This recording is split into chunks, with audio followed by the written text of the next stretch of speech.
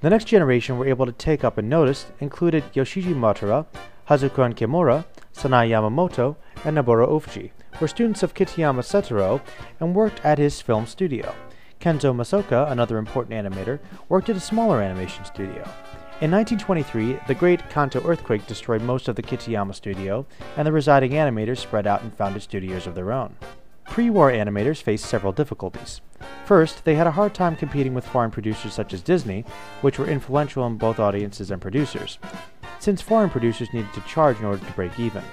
Japanese animators thus had to work cheaply, in small companies with only a handful of employees, but that could make matters worse. Given costs, it was then hard to compete with films in terms of quality with a foreign product that was in color, with sound, and made by much bigger companies. Japanese animation until the mid-1930s, for instance, generally used cutout animation instead of cell animation because the celluloid was too expensive. This resulted in animation that could seem derivative, flat, since motion forward and backward was difficult, and without detail. But most post-war Japan animators were able to turn limited animation into a plus, so masters such as Yoshiro Matsura and Noboru Ofuji were able to do wonders in cutout animation. Animators such as Kenzo Masaoka and Mitsuto Sayo, however, did attempt to bring Japanese animation up to the level of foreign work by introducing cell animation, sound, and technology, such as the multiplane camera. Masakoya created the first talkie anime, Chikaria to no Ono no Yo no Kaka, released in 1933.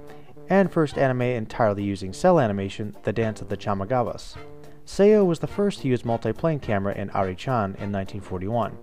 Such innovations, however, were hard to support purely commercially, so pre-war animation depended considerably on sponsorship, as animators often concentrated on doing PR films for companies, education films for the government, and eventually works of propaganda for the military. During this time, censorship and school regulation discouraged film viewing by children, so anime that offered educational value were supported and encouraged by the Monobusha, also known as the Ministry of Education in English. This proved important for producers that had experienced a hard time releasing the work in regular theaters.